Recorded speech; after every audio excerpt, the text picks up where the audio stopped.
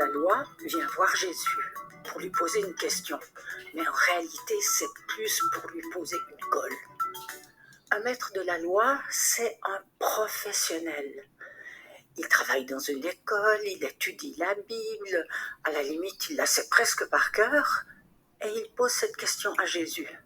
Écoute Jésus, qu'est-ce que je dois faire pour avoir la vie éternelle avec Dieu pour toujours? Alors Jésus lui répond, mais qu'est-ce qu'elle te dit la loi? Qu'est-ce qu'elle te dit la loi que tu étudies?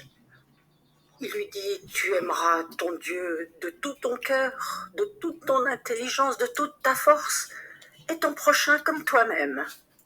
Et Jésus lui répond, c'est bien, c'est exactement ça qu'il faut faire. Vas-y, fais-le, et tu auras la vie avec Dieu pour toujours. Mais le maître de la loi n'est pas tout à fait satisfait. C'est qui mon prochain? Alors Jésus lui dit, je te raconte une histoire. Il y avait un voyageur qui descendait depuis Jérusalem jusqu'à Jéricho. C'est à peu près 30 kilomètres qu'il fait à pied. Et voilà qu'il a été attaqué par des brigands. Ils lui ont sauté dessus, ils lui ont volé toutes ses affaires, ils lui ont donné des coups et ils l'ont laissé à moitié mort sur le bord du chemin. Un prêtre qui passait par là, quand il a vu ça, il a changé de côté de la route. Et il est parti plus loin. Après, c'est un employé du temple qui a passé. Il a eu exactement la même réaction. Il a filé à toute vitesse. Et voilà qu'arrive un Samaritain.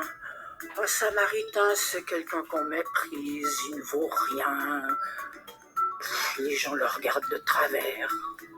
Mais quand il a vu le blessé sur le bord de la route, il a eu pitié, mais pitié de lui.